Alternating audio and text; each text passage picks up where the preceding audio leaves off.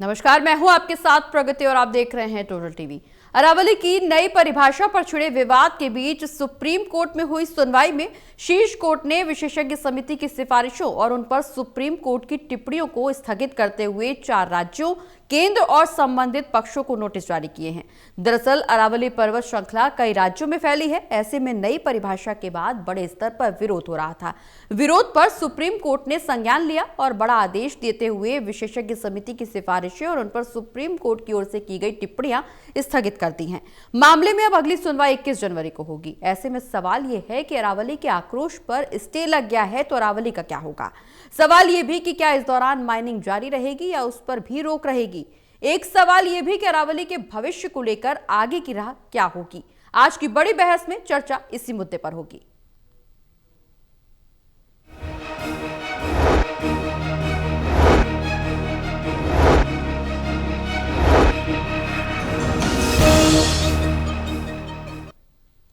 तो supreme court में हुई सुनवाई में शीर्ष कोर्ट ने विशेषज्ञ समिति की सिफारिशों और उन पर सुप्रीम कोर्ट की टिप्पणियों को स्थगित करते हुए 4 राज्य, केंद्र और संबंधित पक्षों को नोटिस तो जारी कर दिया है। ऐसे में बड़ा सवाल यही बना हुआ है कि अरावली का भविष्य आखिर क्या होगा। चर्चा को आगे बढ़ाएंगे, लेकिन उससे पहले एक रिपोर्ट पर नजर डाल लेते हैं।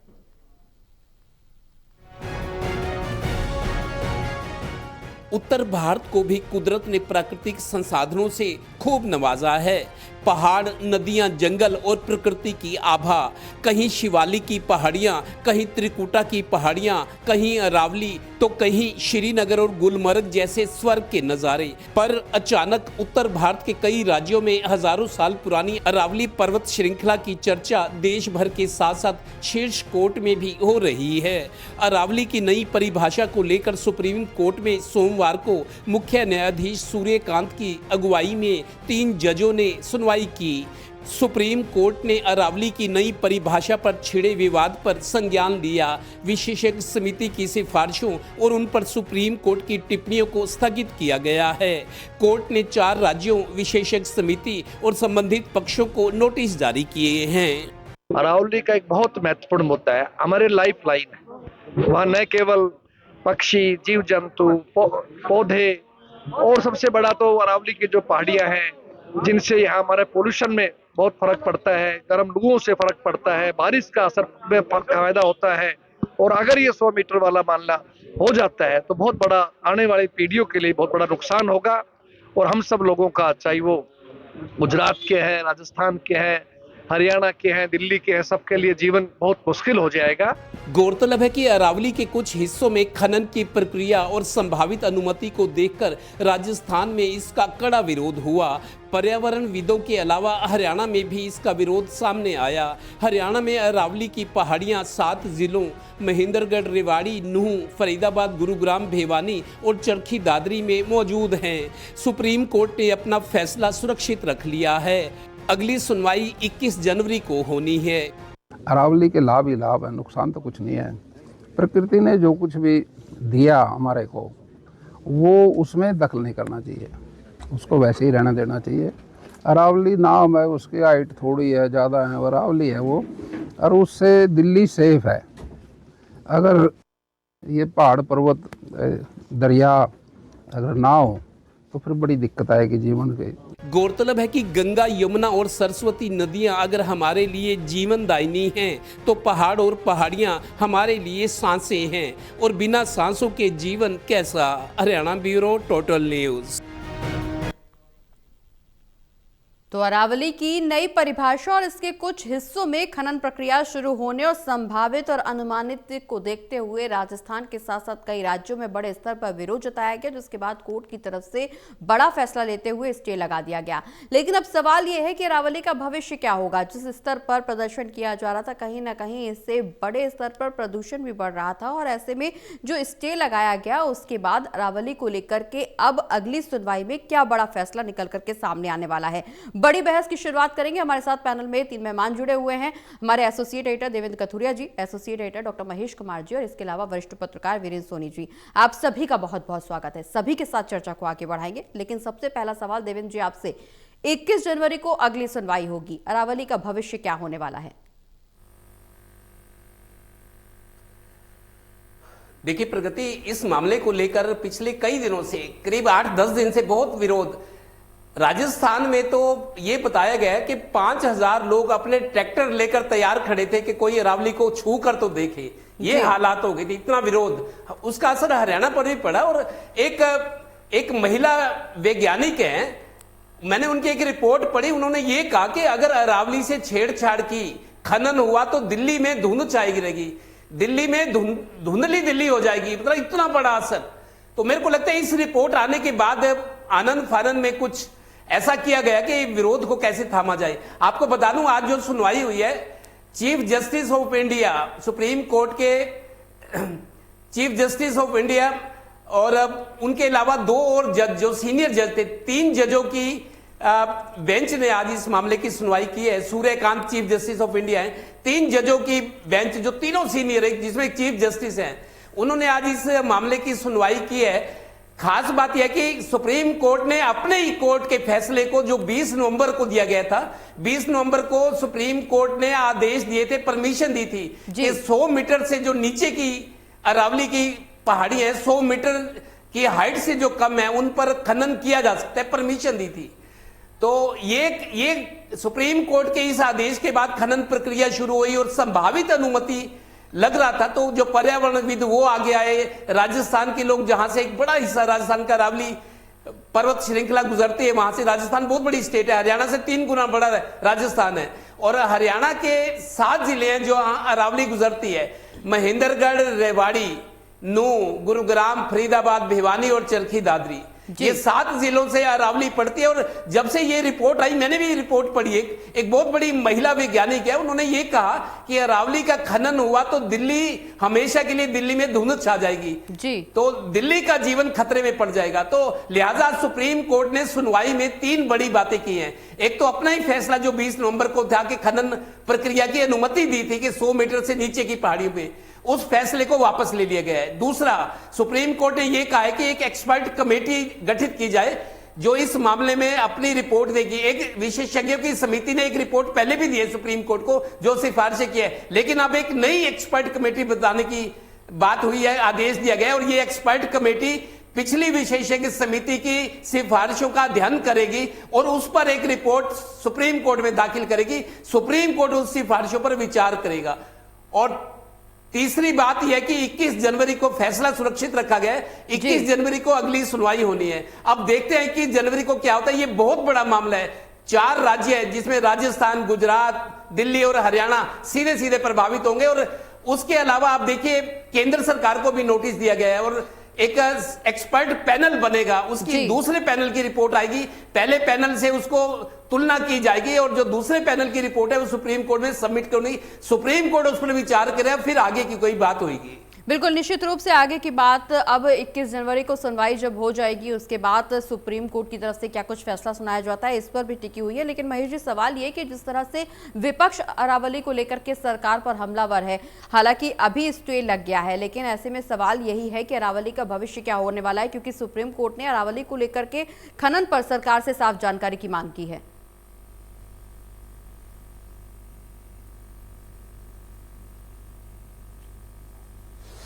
देखिए, खनन क्षेत्र को अगर समझने की कोशिश की जाएगी तो मुझे लगता है कि खासकर उत्तरी भारत में या पूरे भारत का भी जिक्र इसमें शामिल किया जा सकता है। खनन एकमात्र ऐसा क्षेत्र है जहां से आमदनी आती है, फिर चाहे वो भू माफिया की बात की जाए, माइनिंग माफिया की बात की जाए, या फिर सत्ता में बैठे हुक्मरानों की बात की जाए। राजनीति पैसे से चलती है और बहुत बड़ा हिस्सा राजनीति का में जो राजनीति में पैसा इस्तेमाल होता है वो खनन क्षेत्र से आता है। तो ये मानकर चलिए कि किसी भी प्रदेश की बात हो, ये 4 राज्यों की बात नहीं है, पूरे देश में जहां पर भी माइनिंग, और माइनिंग किसी भी तरह की हो, चाहे वो डायमंड की हो, गोल्ड की हो, कोयले की हो, या लोहे की हो, इस्पात की हो, किसी भी तरह की माइनिंग की बात हो, या फिर जिस तरीके से भिवानी जिले का मैं जिक्र करूं, और भिवानी हरियाणा प्रदेश के भी कई जिलों की बात की जा रही है, निर्माण कार्य को लेकर पत्थर निकाले जाने की बात हो, वो पत्थर इस्तेमाल होता है क्रशर के तौर पर, जिससे लेंटर डाला जाता है, वो पत्थर इस्तेमाल होता है सड़कों के निर्माण में, अलग अलग तौर तरीकों से उसी पत्थर को अलग अलग साइजेस में इस्तेमाल किया जाता है। तो ये आमदनी का सबसे बड़ा स्रोत रहा है और यहीं पर सबसे ज्यादा काली आमदनी जो है वो देखने को मिली है। और जमीन का सौदा या कहें कि जमीन की दलाली और माइनिंग, ये दो क्षेत्र ऐसे हैं जहां से राजनीति को सबसे ज्यादा फायदा पहुंचता है। तो ये मानकर चलिए कि लोगों का लालच इस कदर बढ़ चुका है कि पहाड़ के पहाड़ खत्म हो रहे हैं और रिकॉर्ड में कुछ और होता है और माइनिंग इस कदर भयानक तरीके से इतनी बड़ी ब्लास्ट के साथ और इतनी बड़ी बड़ी मशीनों के साथ की जा रही है कि जितना पत्थर निकाला जाना चाहिए था उससे कई गुना, 10 गुना, 20 गुना ज्यादा पत्थर जो है आसानी से ठेकेदार पहाड़ से निकालने का काम करते हैं और फिर 2 नंबर में उसकी बिक्री भी कर दी जाती है। तो यकीनन यहाँ अरावली क्षेत्र को लेकर जो पहचान की बात चल रही है, मुझे लग रहा है कि कुदरत के साथ जितनी भी छेड़छाड़ की गई, फिर चाहे हिमालयन रीजन की बात की जाए, वहां पर जिस तरीके से बादल फटने की घटनाएं सामने आई और जिस तरीके से जमीन दरकती चली गई, पहाड़ के पहाड़ सरकते चले गए, कुदरत के साथ जितनी छेड़छाड़ इंसान ने की उतना ही नुकसान इंसान को झेलना पड़ा है।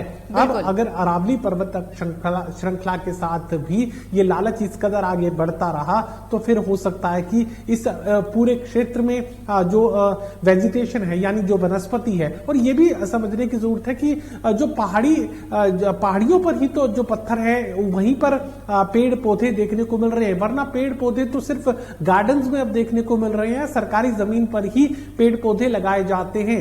हरियाणा की बात की जाए तो जमीन इतनी महंगी हो चुकी है कि यहाँ पर लोग अब वृक्षारोपण नहीं करते हैं। वृक्षारोपण सिर्फ और सिर्फ सरकारी पार्कों में, पेड़ों में, सड़कों के किनारे पर या फिर जो अरावली पर्वत श्रृंखला है वहां पर जो पेड़ है, ऑक्सीजन है, वो वहां से निकल कर आ रही है। तो ऐसे में अब लालच को थामना पड़ेगा और ये जिम्मेदारी अब सुप्रीम कोर्ट पर है, क्योंकि किस तरीके से यहाँ कानून को परिभाषित किया जाता है ताकि ज्यादा से ज्यादा जो एक्सट्रैक्शन है, जो लालच है, वो आगे बढ़ता हुआ नजर आता है। लालच में सब लोग शामिल है, मैं किसी एक का नाम नहीं लेना चाहता। यहाँ सरकारी महकमे से लेकर ठेकेदार से लेकर राजनीति से जुड़े लोग, तमाम लोग इसमें एक ही थैली में आप उसे तोल सकते हैं। तो ये मानकर चलिए कि अब और सबसे बड़ी जिम्मेदारी इस वक्त सुप्रीम कोर्ट पर है कि इस गलत परिभाषा को वो ठीक करें और समय रहते इसके बचाव को लेकर कोई महत्वपूर्ण फैसला दे। बिल्कुल, निश्चित रूप से सोनी जी, हालांकि सुप्रीम कोर्ट ने अपने ही फैसले पर स्टे लगाया है, लेकिन जो अरावली खनन को लेकर के लगातार विरोध जताया जा रहा है, हालांकि विपक्ष इस मुद्दे पर लगातार सरकार पर हमलावर है, सरकार का घेराव किया जा रहा है। आज भी दीपेंद्र हुड्डा ने बड़ा बयान दिया कि सरकार की मिलीभगत से ये खनन को अंजाम दिया जा रहा है। फिलहाल रोक है, लेकिन सरकार से स्पष्ट जानकारी की मांग की गई है। कितनी स्पष्टता इसमें जरूरी है, क्योंकि ना सिर्फ हरियाणा, ना सिर्फ राजस्थान, बल्कि देश के अलग अलग कोनों से, अलग अलग हिस्सों से अरावली में छेड़छाड़ बड़ी प्रभाविता आगे आने वाले समय में देखने को इससे मिल सकती है। देखिए, अरावली का ये क्षेत्र दिल्ली से गुजरात तक फैला हुआ है। बिल्कुल। और 7,000 पहाड़ियां हैं और अरावली को बचाने के लिए अगर सुप्रीम कोर्ट को दखल देना पड़ता है, सुप्रीम कोर्ट पहले कोई और परिभाषा देता है, फिर बाद में जन विरोध के कारण इसको बदलता है। तो अब अगर सुप्रीम कोर्ट को ही दखल देना पड़े तो एक न्यायिक क्षेत्र में एक बहुत बड़ा प्रश्न चिन्ह है कि तब सरकार की क्या जिम्मेदारी है। भाई, हमारे जो नागरिक हैं उनका क्या एक कर्तव्य है और सरकार क्या कर रही है। जिस तरह से पहाड़ों का सीना चीर कर खनन हो रहा है, ये बड़ा दुर्भाग्य की बात है। और वहां की देखिए, जहां जहां खनन होता है वहां आसपास के गांव में जिस तरह का वातावरण बनता है, जिस तरह दिन रात डंपर चलते हैं, तो उससे क्या एक अंतर आता है, क्या वहां की व्यवस्था पर, क्या वहां के पर्यावरण पर कितना असर पड़ता है, ये सब बातें चिंता का विषय हैं। अब सुप्रीम कोर्ट ने दखल दिया, अच्छी बात है, लेकिन ये बात बड़ी स्पष्टता कह दी गई है कि जिस तरह से राजनीतिक लोग इसमें लिप्त रहते हैं, अधिकारी भी लिप्त रहते हैं और कई बड़े बड़े फार्म हाउस बने हुए हैं, तो ये अरावली को बचाने के लिए विपक्ष ने, विशेषकर कांग्रेस ने काफी अभियान चलाया। और अभी ये वोट चोरी के अभियान के बाद कांग्रेस इसको बहुत बड़ा मुद्दा बनाने जा रही थी जी। लेकिन अरावली को बचाने के लिए तो सभी संगठनों को और सभी संस्थाओं को आगे आना चाहिए। सुप्रीम कोर्ट ने समय रहते इसमें हस्तक्षेप करके इसमें मामले में काफी रोचक जो है एक निर्णायक भूमिका निभाई है। और एक देखिए, सबसे बड़ी बात है कि अरावली की अभी तक परिभाषा तय नहीं की जा रही। 1 वर्ष हो गया, 1 वर्ष तक अरावली की परिभाषा तय नहीं कर पाए। और जिस तरह की इसके खनन की बात की थी, 100 मीटर तक की थी, अब उसमें बदलाव किया गया, अब उस पर रोक लगाई गई। और अरावली के लिए जो विशेषज्ञ समिति बनी है वो 1 वर्ष तक तय नहीं कर पाई। और जी। आगे अब कमेटी बनाने का सुझाव दिया गया है, कैसे ये तय हो पाएगा। तो देखिए, प्रकृति से छेड़छाड़ होगी तो उसका नुकसान तो हमें ही भुगतना पड़ेगा। बिल्कुल। हम काफी नुकसान तो भुगत चुके हैं, अगर अब प्रकृति से और छेड़छाड़ की गई तो इसका नुकसान तो हम लोगों को ही होगा। और सबसे बड़ी बात है कि पर्यावरणविद भी जो है वो काफी इस मामले में सरकार से नाराज भी थे। जी। और अब आकर देखिए, तो आकर सुप्रीम कोर्ट का जो फैसला आया है इसका सभी लोग स्वागत कर रहे हैं, कांग्रेस ने भी स्वागत किया है। और अब आने वाले समय में अब सुप्रीम कोर्ट क्या निर्णय लेगा, जनवरी के अंदर क्या फैसला आएगा, वो तब पर निर्भर करेगा। लेकिन सबकी निगाहें इस ओर रहेगी। लेकिन अरावली को बचाने के लिए एक सामूहिक आंदोलन छिड़ना चाहिए। देखिए, इस बात पर सभी सहमत होने चाहिए जी। कि अगर हम अरावली छेड़छाड़ हुई, खनन हुआ, तो इसका दिल्ली और दूसरे राज्यों पर क्या प्रभाव पड़ेगा, और जहां खनन होता है वहां क्या स्थिति हो चुकी है, वहां के लोगों के स्वास्थ्य पर क्या प्रभाव पड़ रहा है, वहां बच्चे किस तरह डर के साए में जी रहे हैं, किस तरह विस्फोट होते हैं, किस तरह की वहां की गतिविधियां रहती हैं, और लोगों के जनजीवन पर कितना असर पड़ता है, इसका भी जो है, इस पर भी चर्चा होनी चाहिए। इस बात को भी ध्यान में रखा जाना चाहिए। बिल्कुल, निश्चित रूप से देवेंद्र जी, लेकिन जिस तरह से खनन पर रोक लगाई गई है, अरावली के फैसले पर सुप्रीम कोर्ट ने अपने ही फैसले पर स्टे लगाया, जैसा कि सोनी जी ने भी जिक्र किया और महेश जी ने भी जिक्र किया कि अगर प्रकृति से छेड़छाड़ होगी तो नुकसान और खामियाजा हमें ही उठाना पड़ेगा। क्या यही इसके पीछे की बड़ी वजह जो सुप्रीम कोर्ट ने अपने ही फैसले पर स्टे लगा दिया? देखिए, जो पिछला फैसला था 20 नवंबर को सुप्रीम कोर्ट का कि खनन प्रक्रिया को मंजूरी दी थी कि आप करिए खनन प्रक्रिया, आप माइनिंग के ठेके दीजिए, ये तुरंत इस पर कार्रवाई शुरू की, प्रक्रिया शुरू की गई थी माइनिंग की। तो उसके बाद क्या हुआ, ये कहा गया था कि 100 मीटर से निचली पहाड़ी है उन पर खनन की।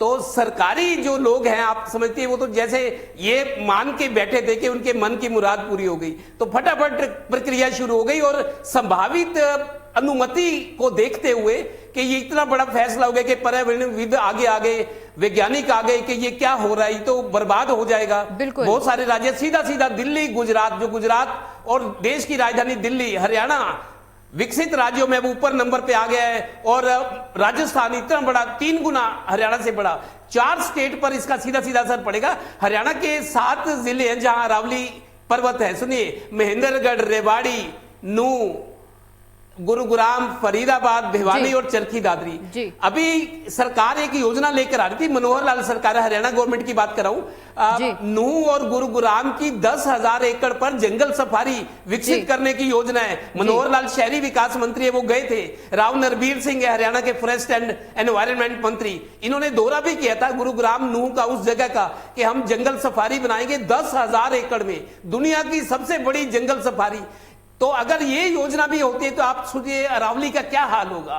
संरक्षण देने की जगह इस तरीके के काम हो रहे हैं, परियोजनाएं कैसे सिरे चढ़ेंगी। और सरकार ने तो उस पर काम भी शुरू कर दिया है। और मैं आपको बताता हूं, उत्तराखंड में आप देखिए 4 धाम यात्रा के लिए रेल लाइनें बिछ गई हैं, ट्रेन जाएगी। आप क्या हो रहा है उत्तराखंड में, कितनी लैंड स्लाइडिंग हुई है, बाढ़ आई है, पहाड़ के पहाड़ दरके, अभी की बात है। तो ये सारा इसलिए कि प्रकृति से छेड़छाड़ हो रहा है। विदेशी मशीनों से, विदेशी खनन मशीनें हैं, वो गुफाएं बना रही हैं, पहाड़ों को काट रही हैं। तो उत्तराखंड में जो हो रहा है सबके सामने है। तो मेरे को लगता है प्रकृति से छेड़छाड़ नहीं करनी चाहिए। देखिए, आखिरी बात कहूंगा, प्रगति, ये बात कई बार उठती है कि हम अपने बच्चों के लिए प्रॉपर्टी, पैसा, ऐशो आराम, घर मकान छोड़कर जाना चाहते हैं। क्या किसी ने ये सोचा कि अपनी पीढ़ी के लिए, अपने बच्चों के लिए आप साफ हवा और साफ पानी भी छोड़कर जाए? बिल्कुल, सिर्फ प्रॉपर्टी, पैसे पर और धन कमाने पर है, लेकिन उनका ये ध्यान नहीं है कि अपने बच्चों के लिए प्रॉपर्टी, पैसा, ऐशो आराम छोड़ जाओगे, अगर साफ हवा नहीं मिलेगी, साफ पानी नहीं मिलेगा, तो क्या करेगी आपकी पीढ़ी? बिल्कुल, निश्चित रूप से महेश जी, इस चीज को जरा समझने की कोशिश करना चाहूंगी। जिस तरह से प्रदूषण को लेकर के देश भर में एक अलग ही आंदोलन छिड़ा हुआ है, खासकर राजधानी दिल्ली का जिक्र किया जाए, हरियाणा का जिक्र किया जाए, या दिल्ली से सटी जो सीमाएं हैं उनके आसपास के राज्यों का जिक्र किया जाए, प्रदूषण एक बहुत बड़ा मुद्दा है।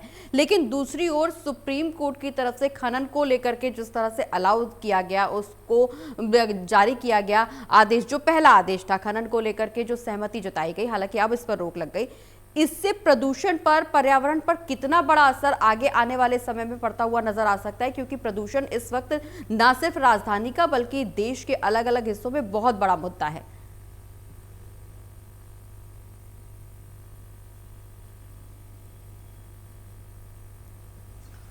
देखिए, सरकारी कार्यशैली का मैं जिक्र करना चाहूंगा। यहाँ आप सिर्फ 1000 गाड़ी जो पत्थर है वो पहाड़ से निकालने की इजाजत दे दीजिए। सरकारी कर्मचारी अधिकारी 10,000 जो ट्रक्स हैं, जो बड़े डंपर हैं, वो पत्थर के पहाड़ से आसानी से निकाल देंगे। यानी आपको सिर्फ एक छोटी सी परमिशन की जरूरत है। अगर वो आपको दे दी जाती है तो उसके बाद आप वो कर सकते हैं जो कोई सोच भी नहीं सकता। तो अगर यहाँ कोई किसी तरह की डिमार्केशन करके 1000 गाड़ियों की परमिशन, 1500 गाड़ियों की परमिशन, अगर इस तरह का कुछ दिया जाता है तो फिर ये मानकर चलिए कि 1500 की परमिशन मिलेगी और 15,000 गाड़ियां निकाल दी जाएंगी। ये भी समझने की जरूरत है। मैं इसके दूसरे पक्ष को भी जरा अपने दर्शकों तक पहुंचाना चाहूंगा। ये भी आप नहीं कर सकते हैं कि पूरी तरह खनन पर रोक लगा दें और कोई एक पत्थर नहीं निकालेगा। फिर ये बताइए कि निर्माण कार्य कैसे होगा, फिर ये बताइए कि नए हाईवेज, नई सड़कें कहां, कौन सी फैक्ट्री प्रोडक्ट। ये नहीं है कि आप जो है पत्थर किसी फैक्ट्री में बनाएंगे और उसे सड़कों के निर्माण में इस्तेमाल करेंगे या अपने लैंटर में इस्तेमाल करेंगे। तो ये मानकर चलिए कि यहाँ पर खनन किया जाएगा, लेकिन बड़े ही संरक्षित तरीके से और बड़े ही सीमित परिधि में, जिससे कुदरत को कम से कम नुकसान हो, वो करना पड़ेगा। और कानून की जो परिभाषा वो इतनी सख्त करनी पड़ेगी कि उसके बाद अगर किसी ने उस दायरे को तोड़ने की कोशिश की तो फिर वो 10 साल की जेल काटने के लिए तैयार रहे। बिल्कुल, निश्चित रूप से वीरेंद्र जी, हालांकि बड़ी स्पष्टता से और बड़ी बारीकी से इस बात को समझाया महेश जी ने, लेकिन सवाल ये कि आखिर बीच का रास्ता, ऐसा कौन सा बीच का रास्ता निकाला जाए जिससे पर्यावरण को और जो प्रकृति है उसको नुकसान भी ना पहुंचे और खनन की जो कार्रवाई है, जो कि जरूरी भी है कुछ हद तक, उसको लागू किया जा सके। कौन सा ऐसा बीच का रास्ता अपनाना चाहिए? देखिए, यही जो पर्यावरणविद और कानूनविद जो है बता रहे हैं कि अरावली की परिभाषा को तय किया जाना चाहिए, कितनी ऊंचाई तक जो है खनन कर सकते हैं, जिससे कोई वहां के जहां के आबादी है उस पर भी असर ना पड़े, पहाड़ों को भी जो है प्रकृति का संरक्षण भी बना रहे और लोगों को जनजीवन प्रभाव ना आए। तो ये सबसे बड़ा मुद्दा है। अब न्यायालय ने जो बनाया, विशेषज्ञ समिति बनाई है, वो क्या रिपोर्ट देती है, तकनीकी आधार पर और पर्यावरणविदों से बातचीत करके एक बीच का रास्ता निकालने की बात है, जिससे ना विकास प्रभावित हो और ना प्रकृति से छेड़छाड़ की वो एक गुंजाइश बनी रहे। बिल्कुल महेश जी, क्या इसको लेकर के कोई ठोस कानून बनाने की भी जरूरत?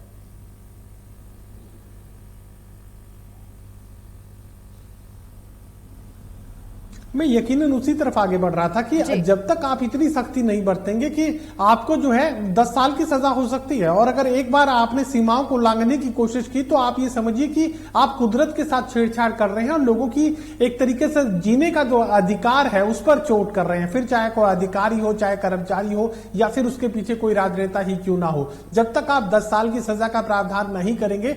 मैं इसका एक बड़ा स्पष्ट सा उदाहरण लेने की कोशिश करूंगा। यहाँ पर एक वक्त था कि जब अल्ट्रासाउंड के जरिए लोग लिंग निर्धारण कर लिया करते थे कि अगर पेट में बेटी है तो उसे जो है अबॉर्ट करवा दिया जाता, और पेट में अगर बेटा है तो उसे जन्म दिया जाता। लेकिन आज परिस्थितियां बदल गई। आज कोई ये संभव नहीं हो पाता कि आप अल्ट्रासाउंड कराएं और आप अपने बच्चे का लिंग निर्धारण कर लें। कुछ इसी तरह का कानून यहाँ पर माइनिंग को लेकर भी बनाने की जरूरत पड़ेगी कि अगर किसी ने सीमाओं को लांघने की कोशिश की तो फिर आपको आपकी रिटायरमेंट के बाद भी, आपकी नौकरी के बाद भी जेल की सलाखों के पीछे भेजा जा सकता है, अगर यह तय हुआ कि आपने सीमाओं को लांघ दिया है। बिल्कुल देवेंद्र जी, हालांकि कानून के साथ साथ लोगों में अपने स्तर पर जागरूकता भी बेहद जरूरी है, क्योंकि हमने उत्तराखंड में भी इसका बेहतरीन उदाहरण देखा कि जितना आप प्रकृति को नुकसान पहुंचाएंगे खुद भी नुकसान झेलेंगे। इसी तरह का अरावली को लेकर के भी लोगों में जागरूकता होनी चाहिए कि प्रकृति को नुकसान पहुंचाना खुद के लिए भी घातक हो सकता है।